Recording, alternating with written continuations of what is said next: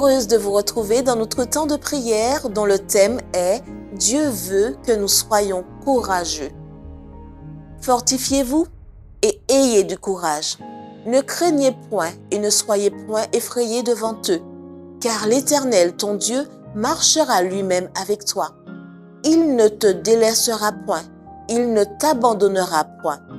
Deutéronome 31, verset 6.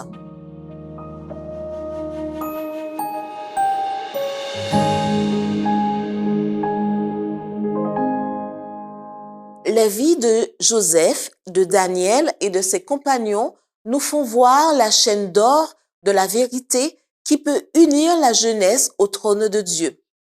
Rien ne pouvait les détourner de leur marche intègre. Ils préféraient la faveur de Dieu à celle des princes. C'est pourquoi Dieu les a aimés et protégés. C'est à cause de leur parfaite intégrité, parce qu'ils étaient décidés à honorer Dieu par-dessus toute puissance humaine, que le Seigneur les a honorés d'une manière si visible. Ils furent honorés par le Seigneur Dieu des armées, dont la puissance se manifeste dans toutes ses œuvres au ciel et sur la terre. Ces jeunes gens n'avaient pas honte de leur drapeau. Même à la cour du roi, par leurs paroles, leurs habitudes, leur manière de faire, ils confessaient leur foi au Seigneur Dieu du ciel. Ils refusaient d'obtempérer aux ordres terrestres qui pouvaient porter atteinte à l'honneur de Dieu. Ils recevaient du ciel la force de confesser leur dépendance de Dieu. N'ayez jamais honte de votre drapeau. Revêtez-vous-en. Déployez-le au regard des hommes et des anges. Le monde a le droit de savoir ce que l'on peut attendre de tout être humain intelligent. Celui qui incarne des principes fermes, stables et justes aura une influence vivifiante sur ses semblables. Son christianisme ne restera pas sans effet. Trop nombreux sont ceux qui ne savent pas l'étendue de l'influence qu'ils peuvent exercer, soit en mal ou soit en bien. Votre bonheur en cette vie et dans la vie future immortelle dépend de vous. Combien il est important que chacun considère où il conduit les âmes. Nous avons en vue le monde éternel. Et avec quelle diligence nous devons mesurer le coût de notre influence.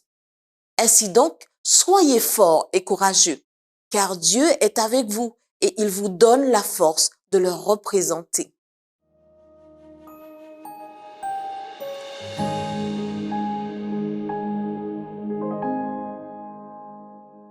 Les questions qui viennent du cœur sont: êtes-vous fort et courageux pour que Dieu vous utilise? Ou êtes-vous effrayé et terrifié par ce que les gens diront de vous? N'oubliez pas que Dieu est avec vous et qu'il ne vous abandonnera jamais ni ne vous reniera.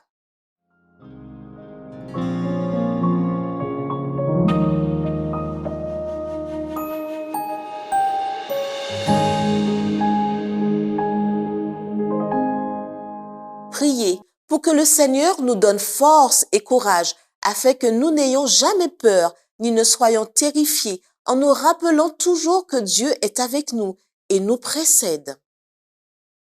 Priez pour les administrateurs, le personnel et les membres du corps enseignant de nos universités afin qu'ils accomplissent fidèlement la volonté de Dieu en instruisant et en guidant les étudiants. Priez pour que les étudiants de nos universités soient forts et courageux dans la poursuite de leur carrière et qu'ils laissent le Seigneur les guider et les diriger.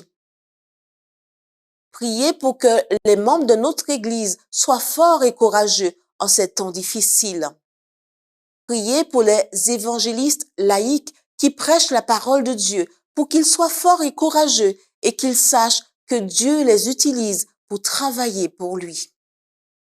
Priez pour les membres de l'Église vivant au Panama. Priez pour qu'il y ait une croissance de l'Église, un engagement accru envers Dieu et le service, ainsi que la ponctualité et la régularité dans les fréquentations de l'Église.